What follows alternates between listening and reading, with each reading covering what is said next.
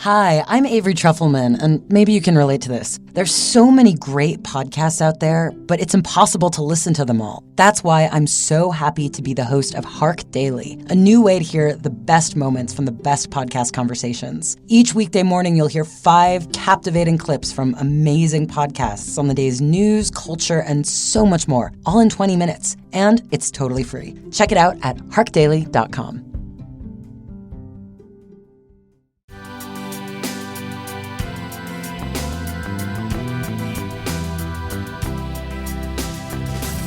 Yeah, well, I'm a Manhattanite, so I was born and raised in Manhattan, so Brooklyn was never an option for me, or Queens, or Bronx, or anything like that. So for me, it was always downtown, because I've always hung out downtown since I was a kid, even though I lived uptown. My cousins used to bring us downtown all the time when we were growing up.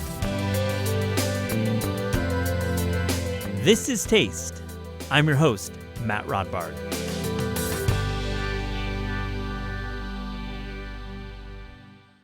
Is Scarr's the best pizza in New York? Some may debate this, but if you ask anyone who's in the pizza world, Scarr Pimentel's shop on Orchard Street really takes the prize. In this episode, Scarr joins us in the Taste Studio to talk about his deep New York City pizzeria history, his dedication to ingredients, and his new cookbook, the Scarr's Pizza Cookbook. Also on the show, I have such a great conversation with Craig Maude.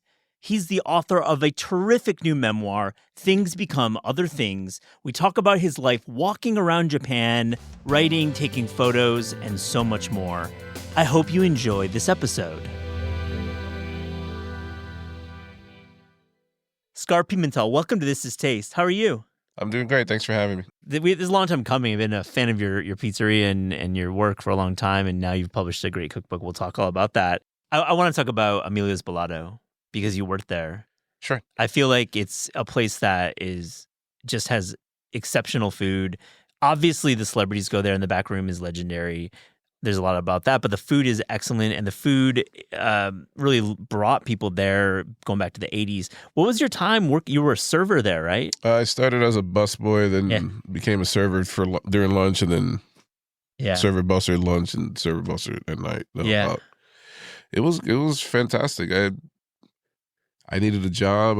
I dropped out of high school, and it's kind of hard for a 17-year-old, 16-year-old to find work anywhere. And my best friend's mom, she worked at Lombardi's at the time, and they didn't have any space or whatever. And she told Emilio, "You need workers, so just hire him. He needs a job." So he hired me. Is that where you really learned a bunch about the restaurant industry? Yeah, about the downtown restaurant scene, how the behind the scenes of how it really works. But in it was like a mom and pop. It's still a mom and pop, family-run restaurant. So, I just fell in love with that right after I started working there. I just fell in love with the whole thing. Were there like fun nights in the back room?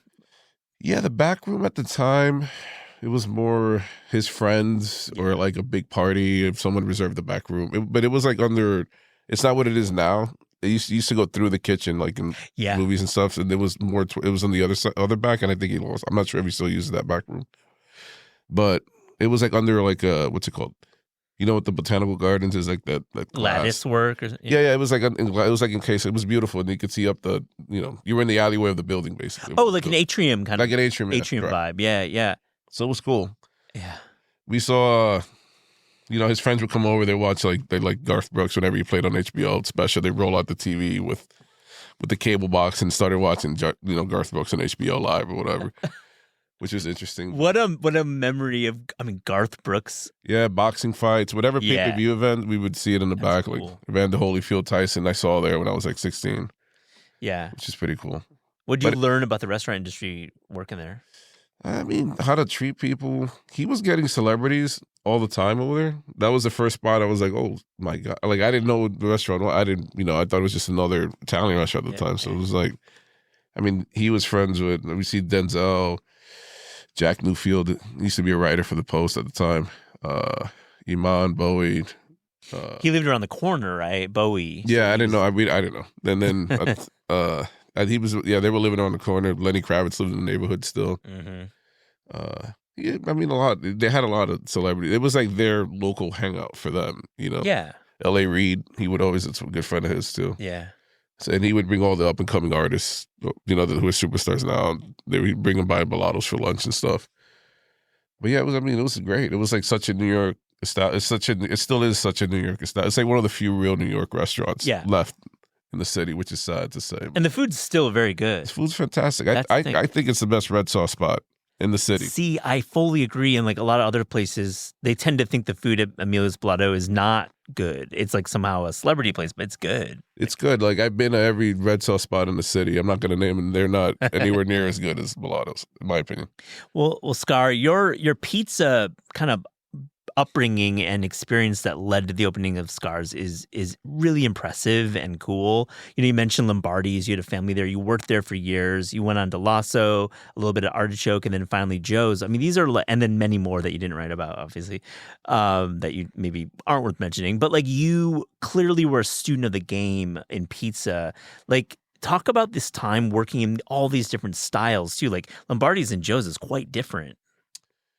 Yeah, I mean, I just wanted to learn all the different styles, wood-fired. I learned wood-fired working at Lasso. I learned New York style working at Artichoke and Joe's. It was, at the end of the day, I just wanted to focus on New York style. It was more my way. I love New York style because it represents us. It's just a working man, blue-collar kind of thing. It's not what all the new spots that are opening up now is, like pencil shaving cheese and making everything look charred and stuff. Like that's not what we go for. We're just a blue collar spot at the end of the day, like what New York style pizza should be at the end of the day, in my opinion.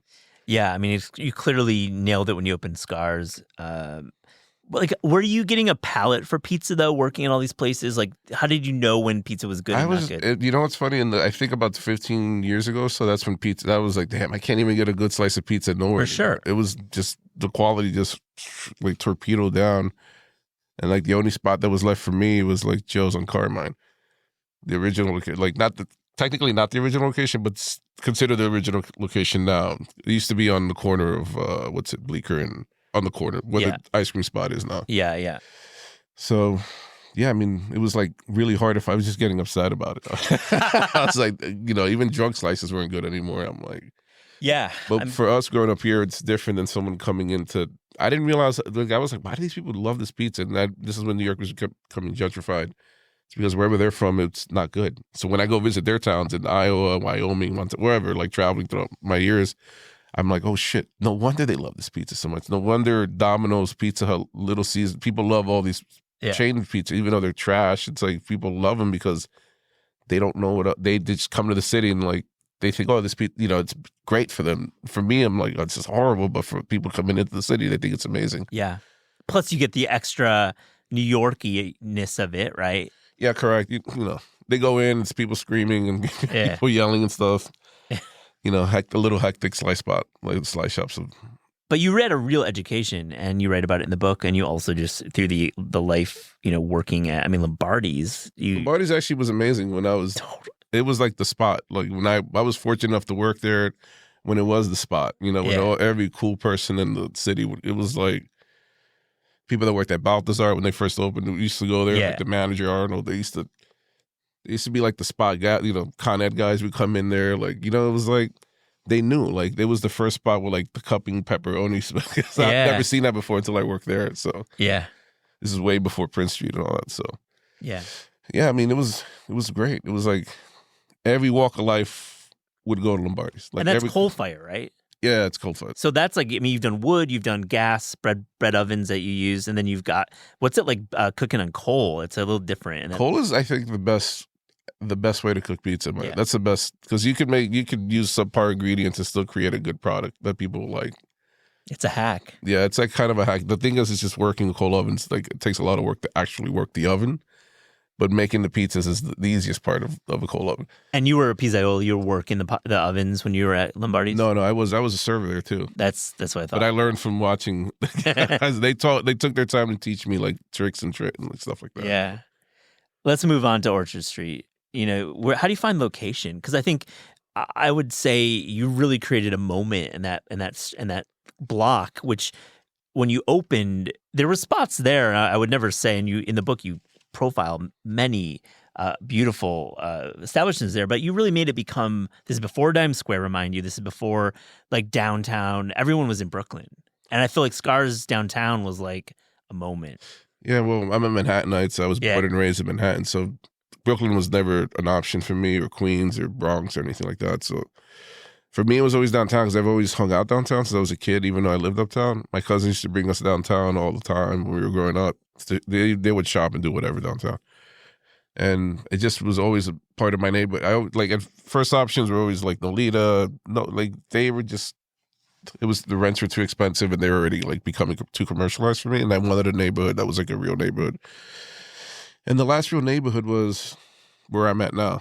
And I've always used to go there when there was, Good World was there. Les Enfants was there at the time.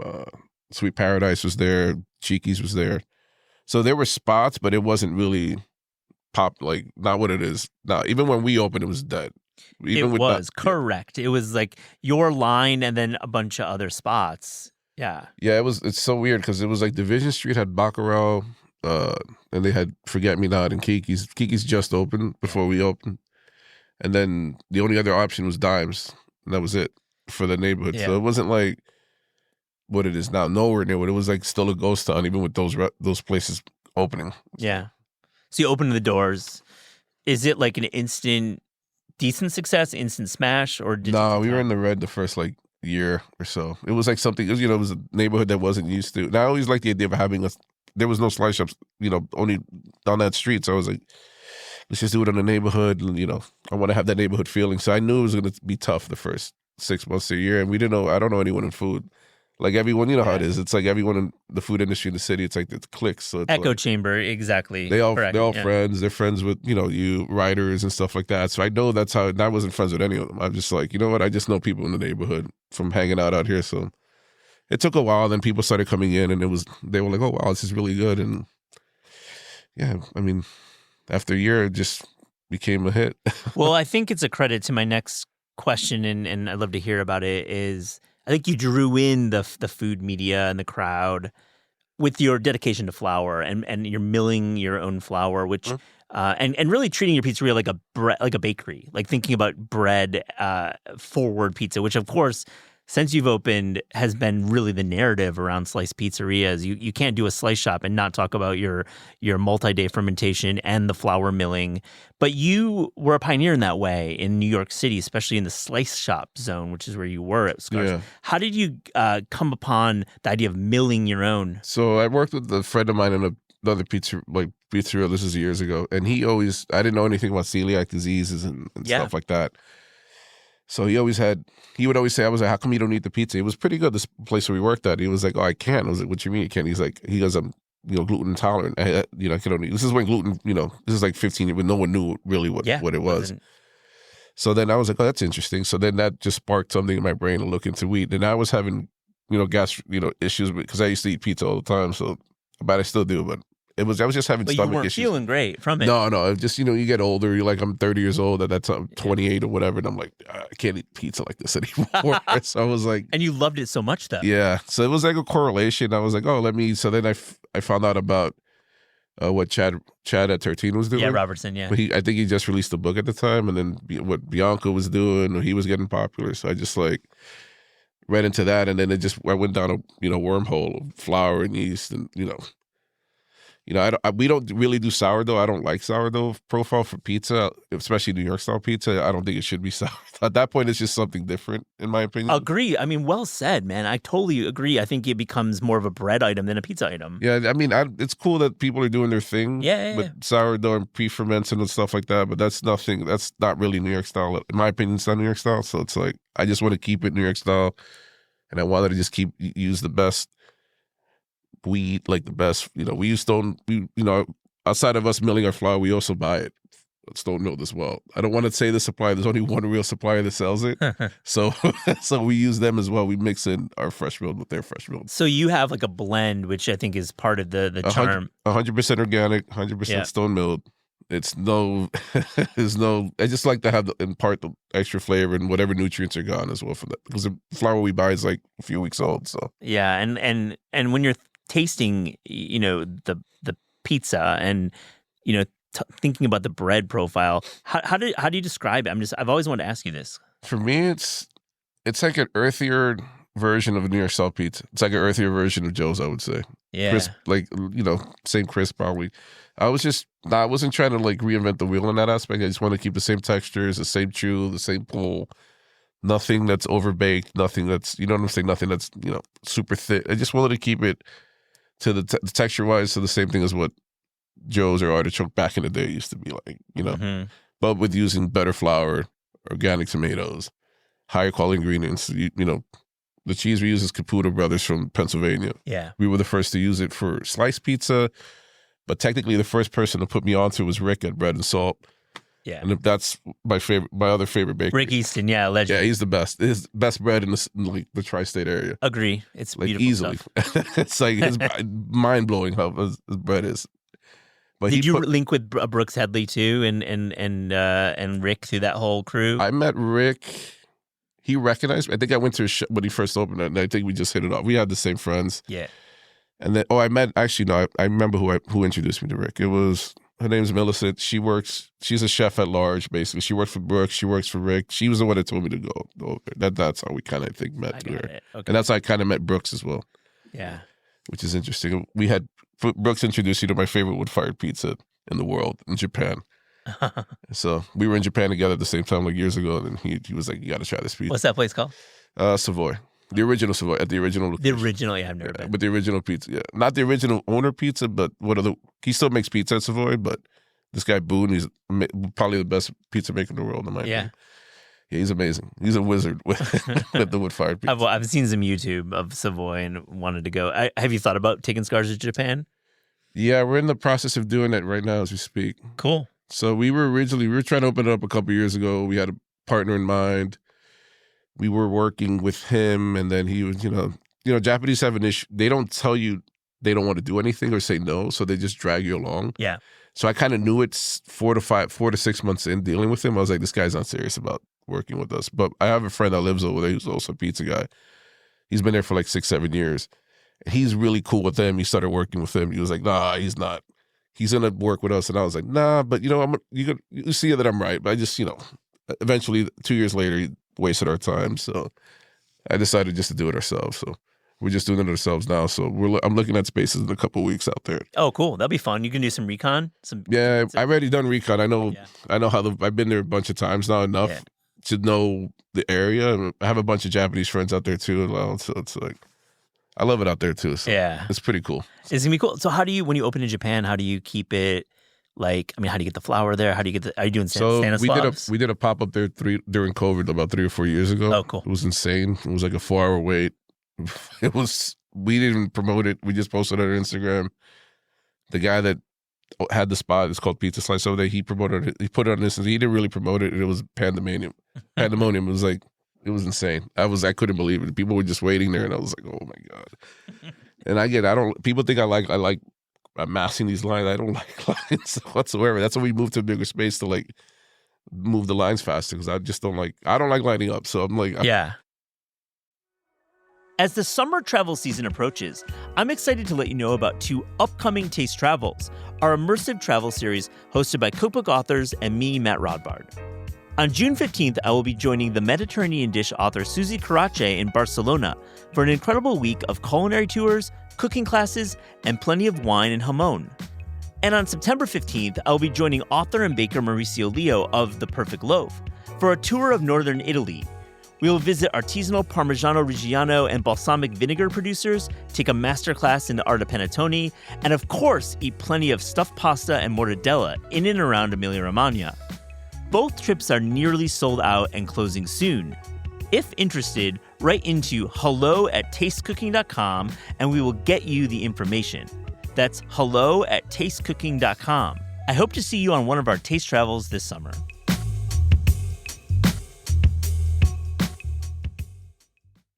Yeah, moving across the street was a big expansion for you. You moved from the iconic space with the bar in the back and all the vibes inside. You open up in a larger space. You have a great bar in the front.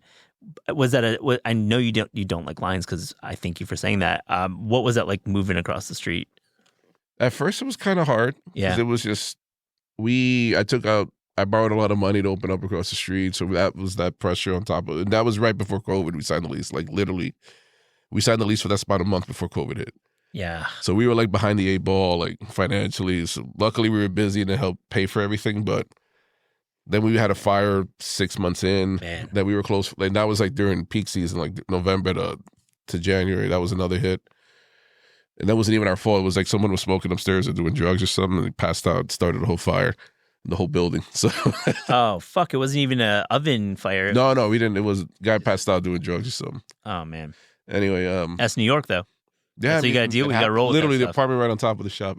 Oh, man. And then luckily we didn't get fire damage. We got just water, a lot of water damage in this place. So. But yeah, I mean, it was tough at first. Now we've been open there in a year and a half, 2 years now, and it's been great. It's weird. It's like we don't get, because we don't really, I know people don't believe me. We don't pay for PR. From day one, we don't hook up anybody. I just took the model like Emilio Senior does at Bellatos, and I treat everyone the same. Everyone's welcome. We don't do TikTok. I mean, if you followed us throughout our Instagram history, we don't post photos every day of pizza or food or anything. I just don't feel like doing it, to be honest. Yeah, fair. So a lot of our client base now is mostly, which is great, mostly locals. Even though it's like 70% local, 30%, tourists coming because they know about us, reading whatever. I mean, not just tourists, like other pizza shop owners around the world are making that pilgrimage. I've known many, and just like food writers too, and there's a lot of people who make the pilgrimage. Yeah, we get a lot of celebs on the low that go there. We never post them. They just and that's where they come. Like the biggest, you wouldn't even believe. Like if I told you who comes in like on a regular, like the amount of. So I didn't know it was that many, but they love coming because no one bothers them. Yeah, they sit down. No one asks for pictures. I tell the staff, if anyone don't take any pictures. Yeah, boot them out. Yeah, don't just leave them alone. Let them treat them like as you would want to be treated at the shop. So that is that's great advice. That's why I don't put like walls of pictures of people on our walls. Like I was never into that. So. No, that's a good call. Yeah, we don't even put photos of like our accolades anywhere in the shop. I just wanted to be normal looking. Yeah, so, and like, listen, I know that you don't have PR because I think I tried to interview you several times and it was hard. But like, that's cool. Like, what's your relationship like with the media? Because I feel like you keep them at arm's length in a way. I don't really know any of them, to be honest with you, and I don't want to know them in a sense because I've worked in restaurants in the city. I've worked at hipster restaurants. You want to per se like 8-10. I've seen the growth from like Eater. Like my old neighbor, believe it or not, is the guy that started Eater, Lockhart Steele. Yeah, used to be my neighbor in Rivington. Yeah, this is way before this is like 15 years ago or plus. He was like, we lived in a brownstone. He was my next door neighbor. Oh yeah, my wife lived at 111. On Rivington. Yeah, we lived 110 Rivington. Yeah. Right next to Economy Candy. Yeah. You were neighbors, and my wife lived there in the early 2000s. Yeah. Yeah, I didn't know what the hell Eater like at the time was, and I was like, didn't care. I never ask them for favors. Nah. We were like, I don't ask anyone for any favor. Like I'm not like that. Like I know places that, and I've seen it firsthand. Like someone will walk in, and I was hanging out with them at their shop, another pizzeria, and they'll just. Oh, they had a little, busy, but they part the Red Sea for them. Oh, what's up, so and so, whatever. And I'm like, I know who it is, but I act like I don't know who it is in a sense. And I'm like, oh, they gave him free pizza, free food, and all that. And they just cut the line and do all. I'm like, I can't do that. No. Just because they want those favors in return. But I don't blame that person because he worked at Tarlo restaurant, Andrew Tarlo restaurants, and that's the norm for all these other restaurants. And I'm like, nah, I'm not doing that. Nothing against Andrew. I love his restaurants. It's just everyone was doing that. You get what I'm saying? Like not just like every other restaurateur of that ilk, for lack of a better term. That's what they do. They have books with faces of you guys, and like if this guy comes in, hook him up. Like what I'm saying? It's like you're really clearly painting a picture of different models for addressing VIPs, and like there's this whole ethic about like the customer comes first, and you need to have your industry folks taken care of. I like your attitude better. It puts way less pressure on food writers who roll up and maybe get treated differently. It's certainly better. You want them to have a real experience. You don't want them to have like a manufactured experience. Like, you know what I'm saying? It's like, and I also don't think it's fair to other people that have restaurants or like to have the clicks and this and that. It's like, I don't think it's fair to the other restaurants who put their life savings into opening up a spot. Yeah. A lot of these places now, the backing. They either come from money or know people with a lot of money, and they back them and they open up these spots. And I grew up with nothing. I started this with nothing. You bootstrapped it down on Orchard Street. A couple friends put in some money. I had a little bit of money saved up. That's how we did it. And we were in the red of how to borrow more money. That's scary, Scarr. Yeah. I mean, we barely made it through the skin of our, like, to be completely honest, we barely made it through. I know people are going to find it hard to believe, but we really barely made it. I can on numerous occasions believe it. I think that story resonates with people who are on covers of magazines because this industry is crazy. What do you think about the New York City slice scene right now? I mean, it's better than ever, I would say, personally. Like, I still think it's not as good as it should be. That is a different point, and I like that. Let's go there. Yeah, I think a lot of stuff is overbaked. And I think, you know who really ruined it, to be honest with you? David Portnoy, in terms, and not because of who he is as a person, more as long as the type of pizza he likes. Crispy. He uses that word. Everyone uses that term. It's so crisp. And I've tried all these pizzas. They're super dry. I don't know. It's just, for me, I don't consider it New York style pizza. Bro, you're so right. It's not. It's like, you're not making a working man slice. It's like more of an artisan, breadier, like sourdough, this and that. I'm like, people don't even, there's no real correct science that says that sourdough's healthier for you. Like, you could use a bromated flour and make it sourdough. You know what I'm saying? It's like, it's not going to. Those health claims are bogus. I think for me, it's a flavor profile. If you like sourdough, great, but it does not mean that it's healthy. It doesn't mean that it's used with, like, if you're not using organic stone mill flour, in my opinion, you're not creating a healthy pizza. If you're not using organic tomatoes or organic or local stuff, I don't consider it like a healthy version of pizza. Yeah. I mean, let's talk about the way a slice should be presented in New York style. When you're talking about, like, the mouthfeel on that first bite, the texture of the dough, the crispy side and the wet side, like, what's the ideal slice for you? I mean, for me, it's like no basil, no shaved parm on top, no block of cheese shaved. No offense to my friends that do it, but, like, I don't. At that point, it's Italian stuff. You make it Italian, like, really Italian stuff. The only thing that's New York at that point for me, it's you own a business in New York. Good. That's what makes it New York. So it's like, if you're shaving parm with the block, no, I've never seen that growing up. It's like everyone does it. Ever since DeFaro was the first person to do it, I know everyone does their own version of it now. So he had that oil can too, which I can't get behind. It's more of a marketing ploy because people see that and they think it's. Oh, because he does that. He has the best ingredients in the city. Bro, and I'm like, no, it doesn't mean. I'm like, you want to see the best thing? I'll show my invoices against anyone in the city, and I'll show you how much we pay for stuff and where we get. If you want to, like, if people think I don't use good stuff, I probably pay the most out of everybody in the city. I know you do, and you charge for it too, as you should, and I think that's important. I actually don't charge as much as I should. Please correct me, yeah. Yeah, I charge a little. We were at $375 for a regular slice. You sure were, that's right. For an organic, mostly organic, but it's also our fault we don't promote it either, so it's like, if you know kind of deal. Yeah. But now we're just, we raise it up a little bit to $4 because people are charging, I see now, $6 or $7 for regular slice. I mean, it's hitting double digits now. There's that one spot. I mean, I had to raise it. I'm paying the guys, my staff gets paid, they make a lot of money, so it's like they get paid really. I don't want to keep it that way, and we don't make as much as we should, to be honest with you, so which is fine because I want it to be accessible for everybody still. I like that a lot. Back to, like, the slice. I mean, what about drizzling olive oil? Are you into that at all? That's fine. For me, it's fine. Yeah. Overdoing it, some places overdo it, but yeah, like they just douse it like after it comes out. Like they'll do it all over the crust, all over, like, everywhere. Like, that's fine. It's just but I don't really need. You don't really need it, like, at all, unless you're making a salad slice, or arugula slice, or some stuff. But you don't really. Nah. Do you want to put more Scarrs in New York? Do you want to do a little expansion? No, I'm gonna keep one forever. That was always the plan. That's like cool. My expansions, we're opening in the Venetian with Mason. We were all opening in the little food huts. Ivan Ramen, Mason, Howling Rays in the Venetian Hotel. Very cool. By the entrance of the Sphere. That was a no-brainer for me because I love Vegas. So, so that's opening in June, and then Tokyo, and then I think we're doing Dubai, London, and Paris shortly after. But just like standalones, like basically. The idea is to do the new modern version of a pizza parlor. Like, that's why we moved also to a bigger space. I wanted to be like an actual pizza parlor, like a modern version of one.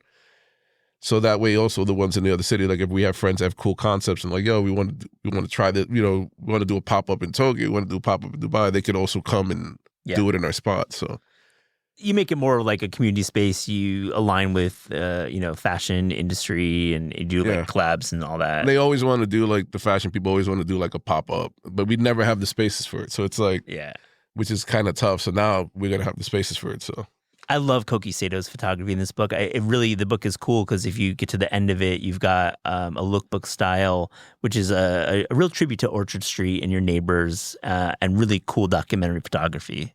Yeah, our goal with the book was never to do a real cookbook in a sense. It was like more of in a traditional sense, more of an alternative book where a lot of people don't know my backstory. So I added a little bit of my backstory to it. A lot of people don't know our neighborhood. I had a little bit of our neighborhood. A lot of, it's like we wanted to, when it came to the recipes, I just wanted to create a recipe that gave you an option. I was actually talking to a friend about this because he was like, what are you doing? Why did you make it so simple? I was like, because I wanted it to be simple for someone to make it at home using fresh milled flour. If you don't, and make it simple enough for if you didn't want to use fresh milled flour, and you want to use King Arthur or whatever, you could still do that as well. So it was like an easy recipe for people. But it was more, we were fighting with the publishers, your bosses, but over like we didn't want to. I might have heard a thing or two.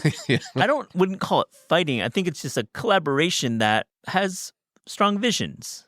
Yeah, we didn't even want to put cookbook in the title. They want us to do that, which is fine. Whatever, we got to work together. I think we got to work together. You understand, as a small business owner, we're not as small, but we are a business owner, and we got to like come to terms on the style of it because you want to put it in the right place in the cookbook section, right? And but also I wanted to be something where it wasn't a traditional cookbook per se. Like, my original concept was going to be a cookbook zine in a sense. Yeah. And that didn't fly. So, well, I'd say this, Scarr. I think you came to a really cool point where you got a lot of photography in there. It's really, the design is Lizzie Allen. Koki's never done shot food ever. That was his first. Oh, it's cool. That was his first. His pictures he shoots for Popeye magazine mostly. Yeah, in Japan. Yeah, or himself. But he's an amazing. I saw his work, and we met through a mutual friend. And I saw his work. I was like, I gotta use him for my wife actually was like, we got to use Koki for the book. I was like, that's a good idea. It's a great book. Pick it up. I mean, it tells your story. It's got some great recipes. It's a document about downtown New York, which I like. It's a good storybook in a sense. I tell people, it's like, you should read this. It's actually, I'm proud of it. You should be. It's good. Kim also, my co-writer, she did a tremendous job as well on the book. Scarr, and this is Taste with Guest Brother Discerning Taste. So to close this interview, here's a little rapid fire, fast and furious taste check. Are you ready? Shoot. The best fruit? Sumo oranges. Nice. The worst vegetable? Beets. Why? I hate beets. I don't know. Yeah, not good. I just ate so much of it as canned beets as a kid, being poor. Oh, yeah. I just got sick of beets. Yeah. I could see that. Canned is not the best way to do a beet. No. Yeah. What is your typical breakfast? Black coffee. I really don't eat breakfast, but if I do with my wife and son, like we go on the weekend, we go to Corner Bar, we get egg white omelet. It's a nice choice. What's the best dessert? Oh, sorbet, like fruit, like seasonal fruit sorbets. Very nice. Is there a restaurant you wish you could bring back from the dead? You know what's funny? All the good spots are still open. Okay. In New York, it's like all the spots I really love. I'm happy to hear that. Lotto's is still running. Balthazar's still open. Yeah. I mean, I'm glad we don't have to celebrate a loss here. I mean, there's not really any of the places that have, honestly, the places that were closing in downtown have like kind of had to close at some point. Follow you. Your favorite city outside America to visit for food? Tokyo. That's easy. Yeah. Last one, your favorite sandwich? The sandwich spot or just the style of? It could be at a specific spot if you'd like to answer that. Chicken parm. Yeah. Yeah. Spicy. Like make it spicy. I like making it spicy. Scarr Pimentel, this has been a real pleasure. Thank you so much for joining This Is Taste. Thank you for having me. It's been fun. What a packed house on a rainy afternoon. We're recording this live for our podcast, This Is Taste. Okay, first off, how many special projects members are in the house? Raise your hand. What do we got here? Okay, we're about I would say third, Craig. Wow. So I like this. So there's some folks who maybe know about Craig's work and support Craig's journeys, but also some who maybe just have heard of Craig. So we'll go into a lot of areas here. Just love the book. Congratulations. Thank you. Just an incredible story about your friend Brian, and we'll get into that. But you, Craig, you hold place so closely to you in your writing, and I've been a fan of yours for 5 years, 6 years, and those pop-ups happen, and I just read every word. I just have to ask you, when you're in New York, when you're walking around New York in the last couple of days, are there any places that you go to that you observe, any rituals? Because you're a guy of ritual. Not really. Not really. It's like I spent a lot of time in New York 15 years ago, 12 years ago, and I look at my Google Maps, which I was saving stuff back then, and they're all permanently closed now. There's so many. Yeah. It's like a graveyard of Google Maps.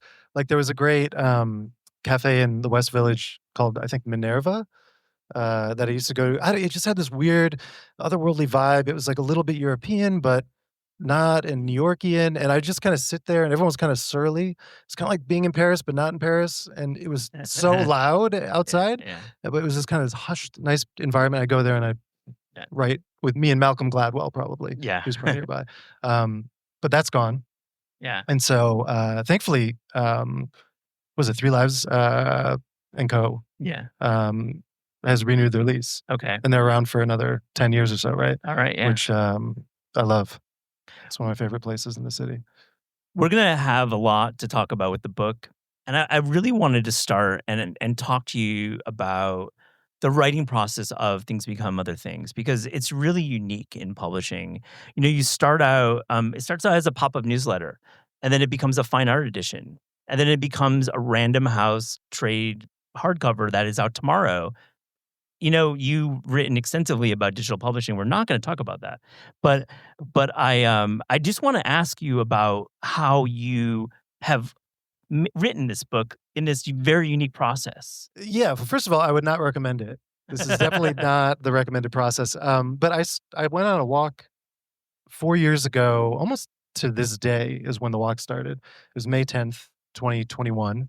In the sort of height of COVID. Japan had been locked down for over a year at that point. Japan didn't have the vaccine yet. So I remember everyone was kind of talking about when they were going to get the vaccine. It was coming in a couple months.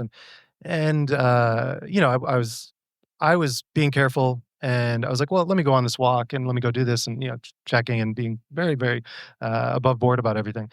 And I basically had the peninsula to myself. And then I did this pop-up newsletter along with that walk. And it's funny, you can go back through if you're a member and you can see the archive of it, and you can find passages that became chapters in this book. But, it was basically, I did that walk, did the pop-up newsletter, wrote 30,000 words probably on that walk, came back. I thought I was going to finish the book in 3 weeks. And it took, another 2 years for the fine art edition to kind of come together. And then from there...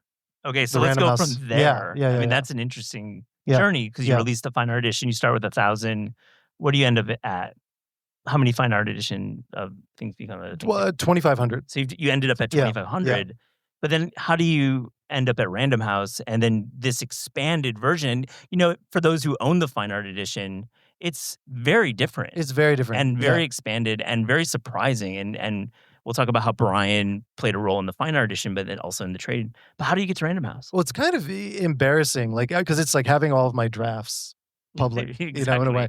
Like the pop-up was one draft, the fine art was another, not a draft, but like more realized version. And then this version is very different than both of those. But, it was like 2 years ago, right about now, I was out in New York trying to find an agent. I didn't have an agent, trying to find a publisher. And I'd spent many years just getting rejected from everyone. It's crazy. And the reason I did the fine art edition was because everyone rejected me on that trip 2 years ago. Yeah. And I was sitting around just going, all right, well, look, what I really wanted was a partner. I just wanted a buddy. That's what I realized. It wasn't about like, oh, I need the validation of an agent, or I need a big publisher to like, kind of like bless me or knight me or anything.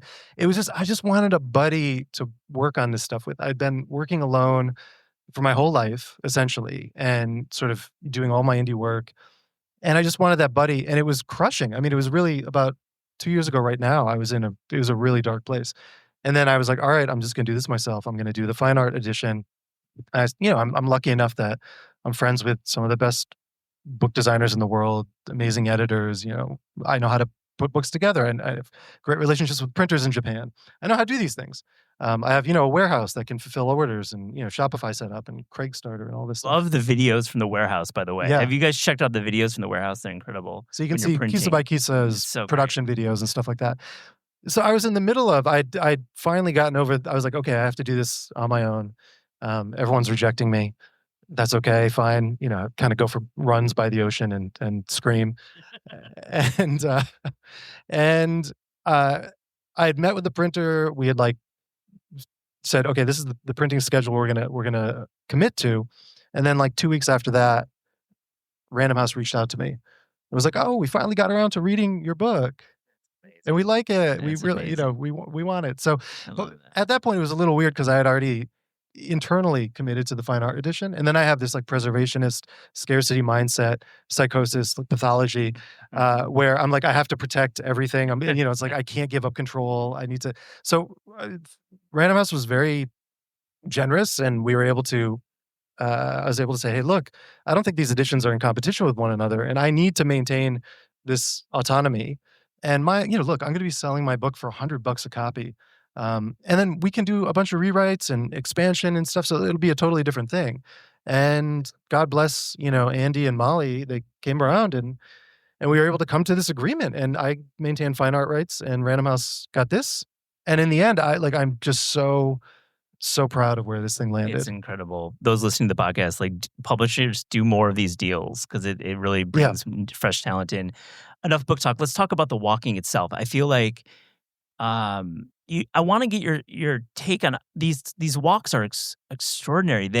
There's rules. They're minimalist. You're not on your phone during these 20, 30, 40 kilometer walks. You're observing and taking photos.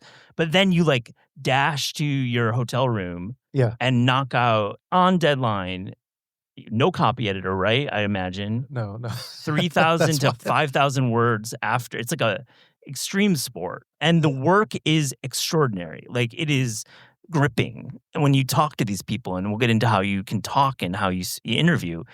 I mean, how did you come to this formula for these very minimal walks, but then they're content engines? They're incredible. The content engines. That's a terrible word. Just very reluctantly. Again, just a series of rejections forcing me to do this stuff.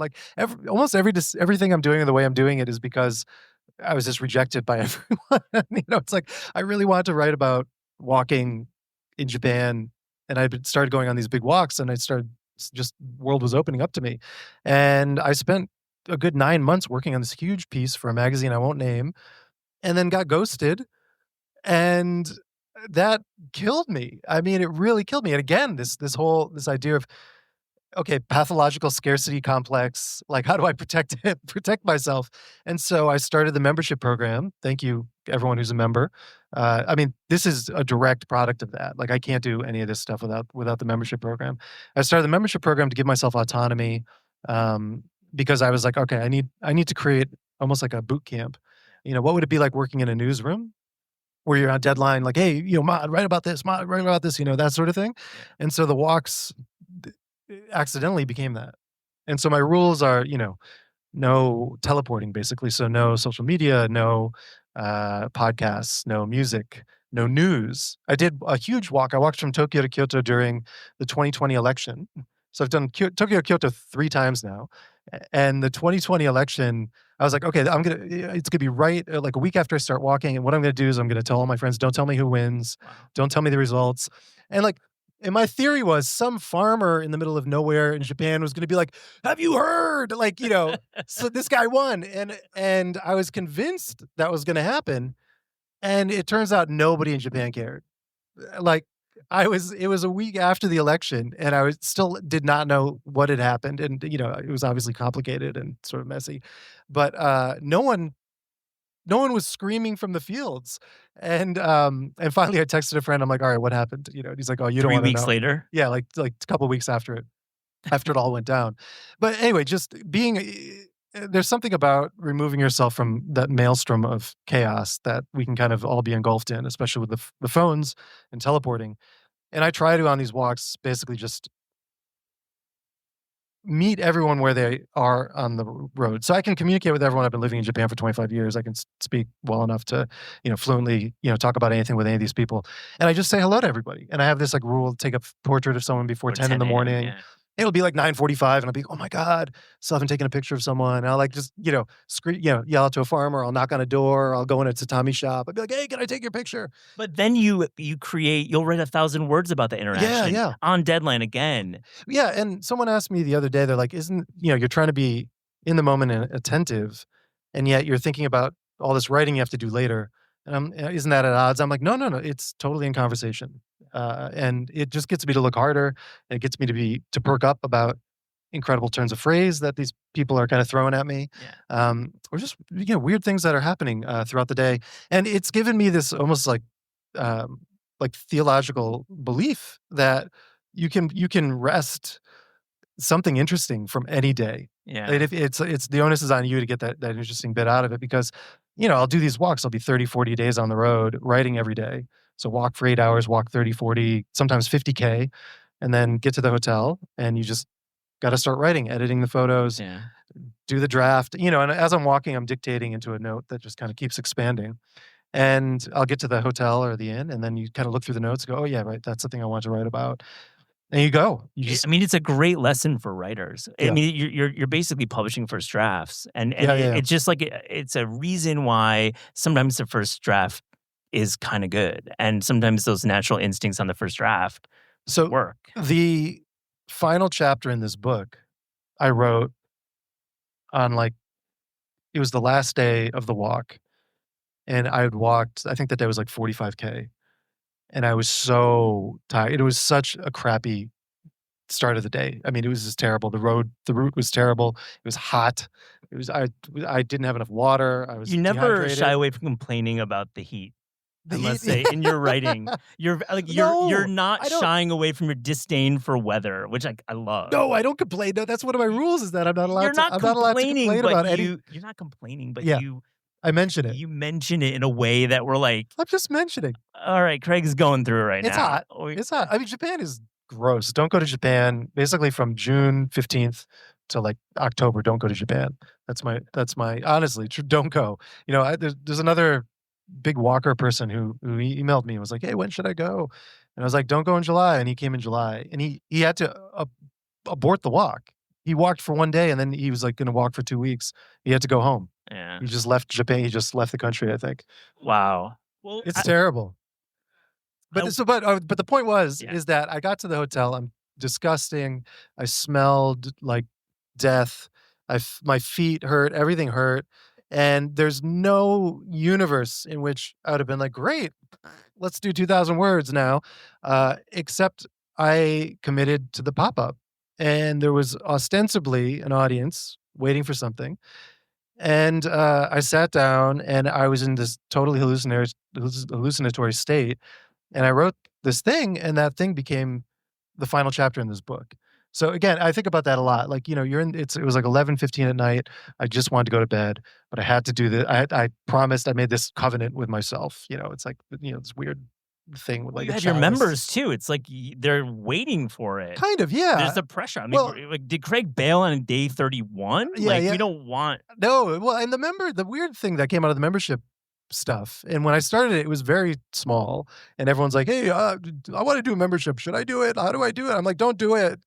Just definitely don't do it. It's just so depressing and sad unless you're, I don't know, unless you're selling hundreds of millions of books and you're going to start off with 10,000 subscribers. It was so few people. And it took me about a month to realize okay, these people are paying me, and I can divine a permission from this to go do these weird things, these big walks. And so it came out of that. So yeah, there's definitely, it doesn't feel like an obligation, but it feels like I want to honor that permission. Okay. Well, many in the room have read your pop-ups, but an element that you aren't writing about in the pop-ups is your friend Brian from childhood. And it's really, when I got to read the book in advance, I was stunned about this story about Brian and your life as an adoptee, and just really how you were able to weave your early childhood with your time in Japan. So I think that's a really, for fans of Craig's writing, this is just going to be the biggest surprise that Craig has this other part of his life. So how did you come to this idea that your early life and your relationship with Brian related to your walks of the Key Peninsula over the years.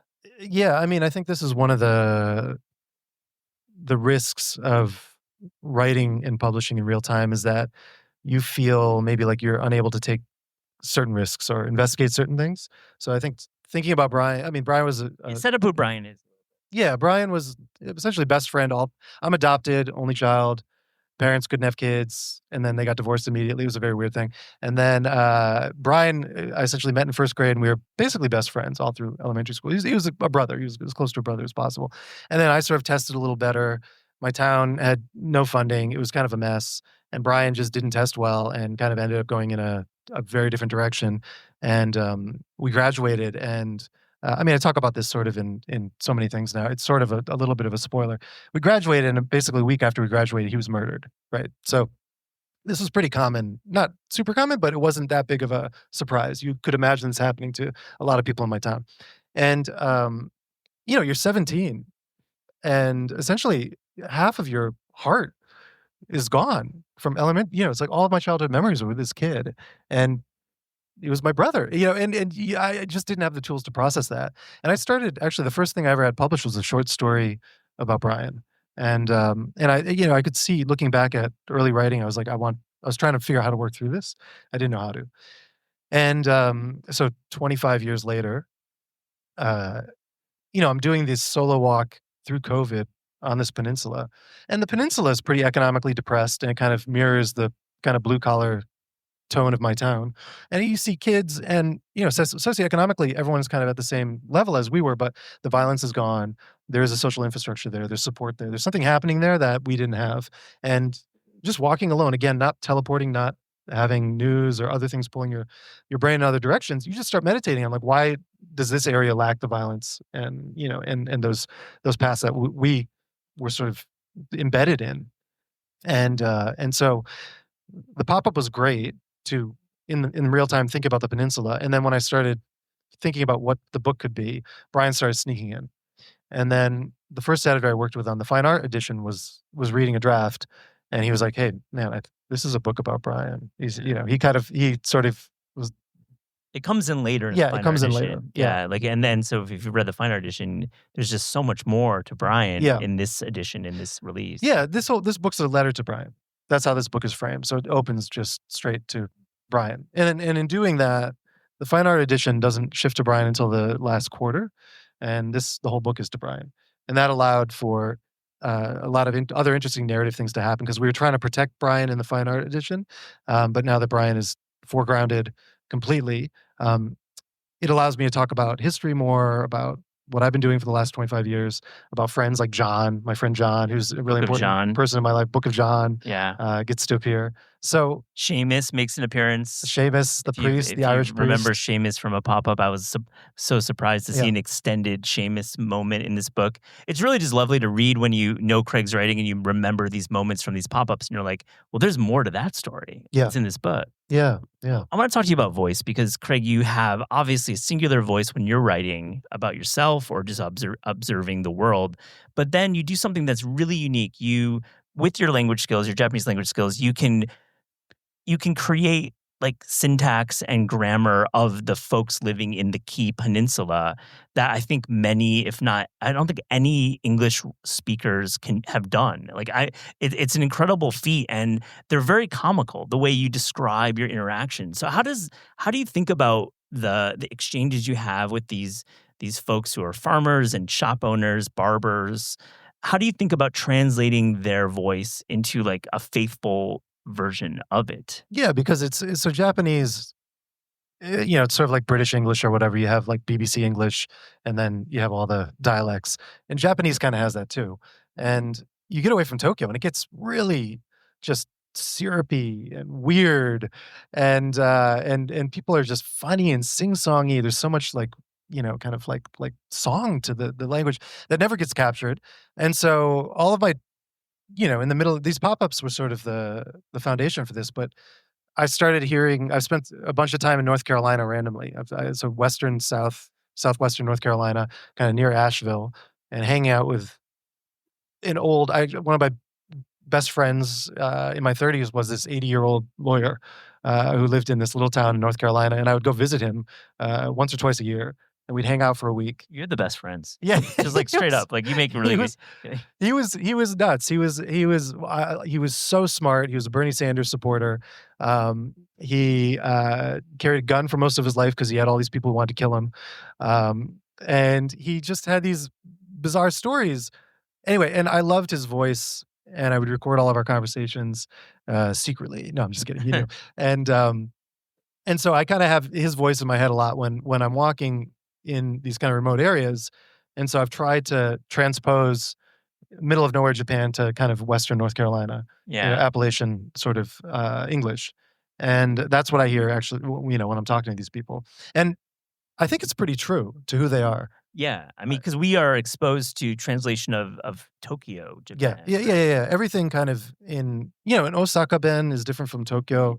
And, Miyako Kawakami, all of her writing in Japanese is really wacky and dirty in a way that I don't think the English translations are amazing, but it's hard. Like there's certain things that are untranslatable, and it's like, verb conjugations and, word selection and stuff like that. So I've just tried to take the vibe of these peninsula people and give them Southern Do you American stay English. in touch with these folks after your walks? Yeah, I just did. Yeah, I mean, well, because I keep going back. Yeah, right. So I've been to the peninsula 20 times, and I keep staying at the same places, and that's critical is building these relationships. That's actually kind of I see them as the most important thing of these walks. And people go, "Why are you doing that walk again?" It's like, well, because I want to see Nakajima-san. I want to see this guy. I want to see this person. And in February, I wanted to do a photo book of the people of the peninsula. So I've been not photographing the people for some reason. I just hadn't photographed that many people. So I kind of called everyone I knew, all these inns that I've been going to for a decade. And I said, hey, can you help me photograph some pearl divers and, the tuna market people and boat repairers and truck drivers or whatever. And everyone was so excited to help me.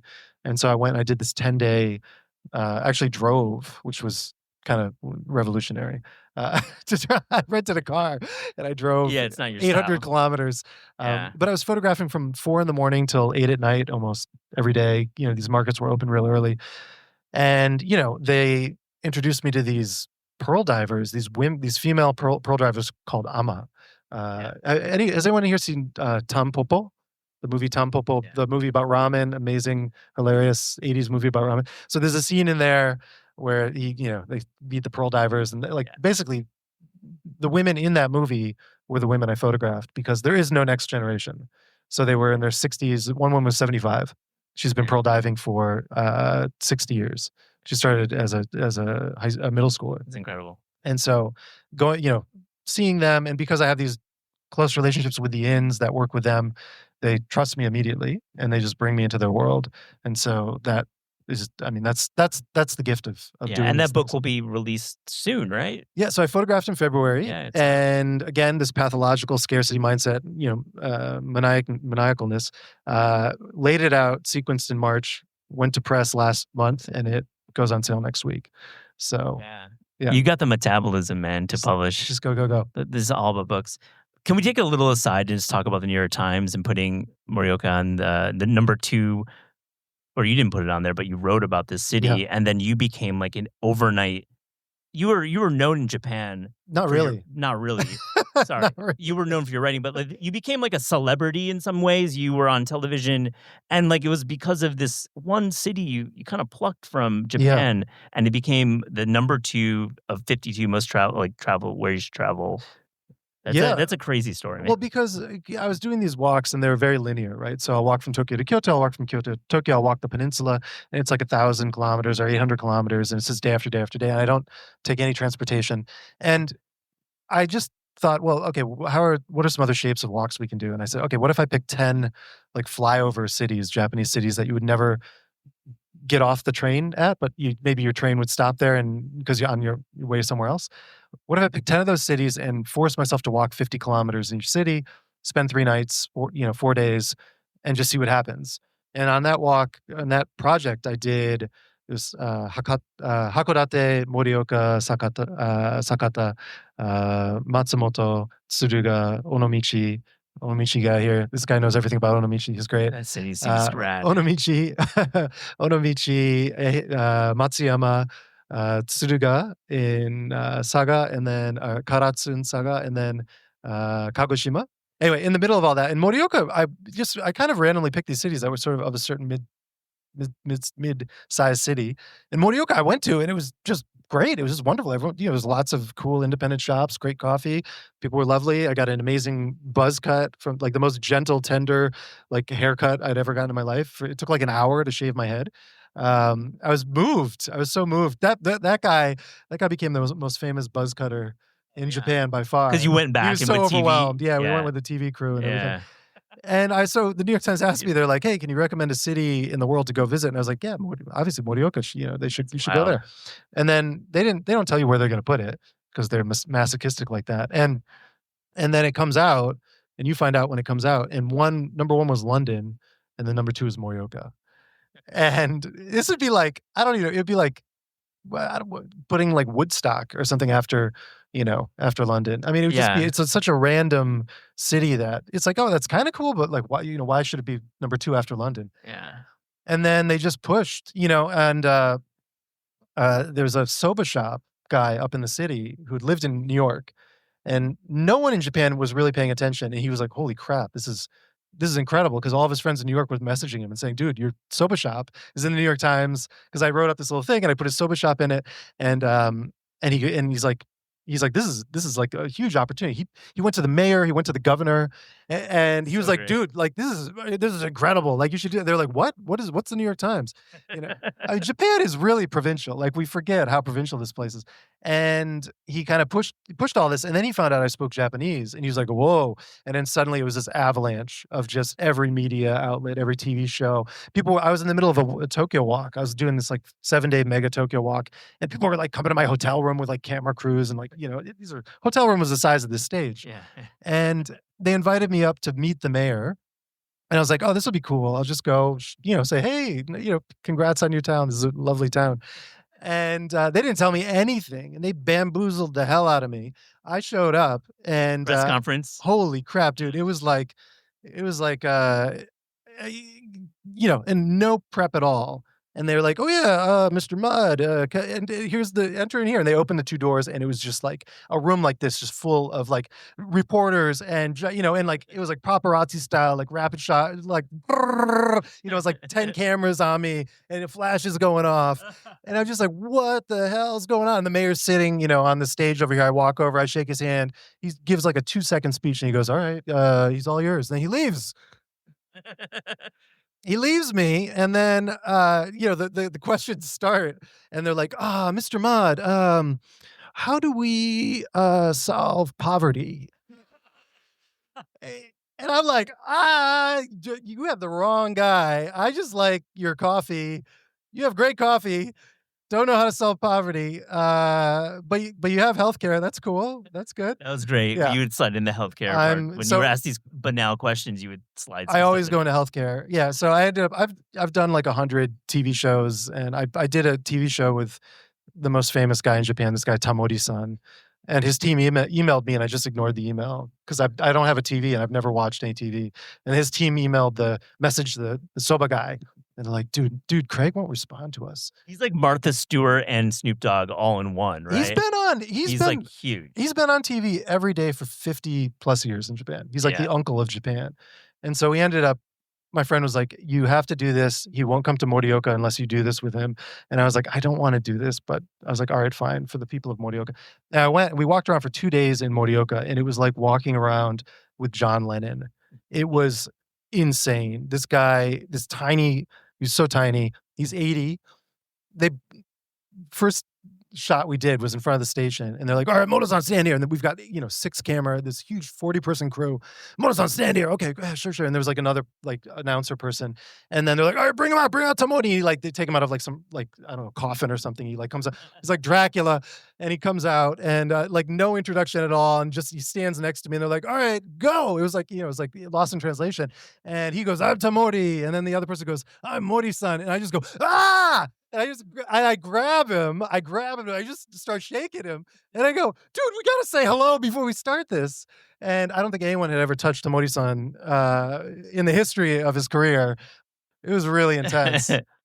I have food podcasts. I have to ask you, you're usually after 20, 30K, you're going to Konbini, you're having a few snacks and you're pounding it away. But sometimes you get to have incredible food while on these walks. I do.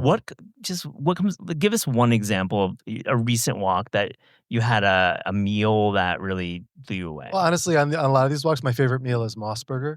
Which is like Japanese healthy McDonald's. Yeah, no, that's good. They have an amazing fish sandwich and a great salad, really good salad. Really good onion rings. But you're just eating every day. You're kind of eating a lot of fish, a lot of grilled fish, a lot of sushi, and the Iseiji, which is one of the main walks I'm doing in this book. The Iseiji is kind of the walk I tell everyone to do. If you're going to go, you want to do kind of a 7-day, 8-day walk, go do Iseiji. And I've written about it a bunch. I have a whole itinerary. It's easy to set up. But the food is just incredible because that peninsula, that area is known for ise ebi, which is technically it's ise shrimp, but it's lobster. And so some of these inns you stay at, I mean, the amount of food they give you is absurd. It's like, a lobster the size of this table they cut in half, and the brain is kind of on display, and you're supposed to slurp it or something. Oh, the best! Yeah. No, I can't. No, you don't do brain. You don't do brain. No, I don't do brain. I take like 4 bites. Okay, and then they look shocked because everyone goes to this area to eat this monster, and but then there's another inn I go to, and it's run by a husband and wife, father and son, or husband and wife, and son and daughter-in-law, and the son and father cook all day. They cook from 9 a.m. till 4 p.m. And the meal is just amazing. The inn is called Misuzu. Mm-hmm. I have their portrait in here actually in this edition, and they're just full of so much love. And the food is so incredible. And they serve something called karasumi, which is like this almost like this pressed. It's almost like the body of Christ as fish eggs. Yeah. And he says he has the best in Japan. Okay. He's convinced, and it's his delicacy, and it's pretty good. Where are we at with the kisses right now? Yeah. You did a lot of work around, these dying kisses throughout rural Japan, and also in Tokyo. I loved your jazz pop-up, which was about jazz bars and the death of jazz bars. And, depopulation has been well covered in the press in Japan and Korea and other places. But as a journalist yourself, as somebody who documents the death of culture, I mean, that's a heavy topic. Well, I guess we're checking in on kisses right now. Where are we at? Like, are they really going away as fast as you first wrote about? Yeah, so kissa is short for kissaten, which is basically mid-20th century Japanese style cafe. So the analog would be essentially like a New York diner. Yeah. And like New York diners, they're disappearing. And we're sort of at the end of the generation who had committed their lives to it. Not because it's funny, you see these old kissa that are left and people have been working at them. The owners have been there for 50 years. 55 years. And it's not because they were young and were like, oh my God, I have to run this kissa. I love it. So it was because they didn't want to go to an office. They did, and there weren't other options. And so they kind of did it reluctantly. And there's sort of a survivorship bias of the ones that are left, of just the ones that happen to be good. There are a lot of bad ones. And so the ones that are left are kind of good. But it's the end. It really is the end of this era of people committing to a community hub like that. Again, connected with Sento culture. A kissa is a place where you have the regulars. They come, they smoke, they have the morning set, they gossip. And in the countryside, because of depopulation, a lot of villages, all they have left are barbershops and kissa. That's it. And so when I do these walks, I mean, the whole reason I started writing about kissa is just because there's literally nowhere else to go to have lunch. And they serve pizza toast. So I was eating a lot of pizza toast. Yeah. Describe what pizza toast is. It's exactly what you think. I mean, it's yeah, but it's like the Japanese version of pizza sauce. Let's break it down a little bit. Thick sliced bread, like really milk thick bread. Milk bread, right? So the whitest bread you could like, but smush it. Japanese milk bread is kind of bomb. It's good. Yeah, totally good. And just a really basic tomato sauce, maybe some peppers, a couple onions, salami. And essentially American sliced cheese. So like a yellow cheese? Yeah, basically, yeah. And in a toaster oven. I mean, the whole thing was post-war. These were mainly post-war institutions. So it's just what can we do with the smallest possible set of ingredients, and also the simplest kitchen. So you just have a little toaster oven. You can kind of make pizza toast. You can do toast, pizza toast, and then they do Napolitan spaghetti, which is basically just spaghetti with ketchup and and some sausages. Like a step above Chef Boyardee, barely, basically. And the coffee is Love Legend. And the coffee, there's it's pour over, but also cloth drip. Yeah. There's a lot of cloth drip at these kisa, and then siphon. In America in the last decade, there's been kind of this. You can go to Blue Bottle. I think the San Francisco Blue Bottle had a whole siphon thing, and you'd go and it'd be $18 for a siphon coffee. But siphon was the standard for a lot of Japanese kisaten in the 60s and 70s. You go and it's like $2 for a siphon coffee in a lot of these old places. Yeah. So, Craig, what's next? I mean, you're on book tour for the next several weeks, I know, but 6 weeks. your metabolism for creating books and pop-ups and content and everything is really high. So I know you have mentioned on the membership that you have several book projects for members, but what's the roadmap right now looking like for you? Honestly, just survive this. That's it. This is 6 weeks on the road. Yeah. I'm doing, it's 10 events. I'll be in Washington on Friday, off to San Francisco, Seattle, Los Angeles. We're doing some dinners there, trying to set up a members only dinner, like a little thing for members over there. I'm just trying to, have fun. Yeah. Just try to enjoy this and just be present. I'm treating this essentially as like a walk. Yeah, right. Again, try to stay off of. No pop-up though at the end of our talk. No pop-up. No, I can't. I can only do the pop-ups because I finish at 5. I finish walking at 5, and then I'm just silent. Yeah. From 5 to 10 or 11, just working, and so this is too. So social. you're working on the jazz bar. Oh, for the other books? Yeah, you have some other books in the works. Yeah, the jazz kisa thing. Yeah, I love that. I did 3 weeks of visiting these North Tohoku and Hokkaido jazz kisa, and I went to I think 20 or 21 of them 2 years ago. And already, I think 4 of them have disappeared because the owners have died. So again, we're at this literally in real time. We're at this stage where there's 10 to 15 years left for whatever the originals. It's incredible. Are so, and I was thinking, well, okay, now I have to go to Shikoku, and I should go to Kyushu, and I should go to all over Japan. I should visit these jazz kisa to do a book, and really, I should just write about Northern jazz for now. Yeah, you have it. Just do it, and so. I mean, that's also interesting, thinking about what are the constraints of, for these projects, because they can just keep expanding forever. Yeah, you gotta tamp down on it. So, do Northern jazz, and I'll go do Shikoku, Kyushu. I can't wait to read that. Thank you, Craig. This book is incredible. Thank you so much for joining us, Craig. Thanks for coming out. Major congratulations. This is Taste is hosted and produced by Eliza Barbanel and me, Matt Rodbard. The show is edited by lead producer Clayton Gumbert and supervised by Pat Stango, Director of Media Production and Development at Penguin Random House. Thanks to Shalia Harris and the production team at Penguin Random House. Theme music by Steve Rydell. Logo and guest illustrations by Ellie Skurzat. Visit Taste online at tastecooking.com and make sure to subscribe to our newsletter to keep updated on all cool things in the world of taste.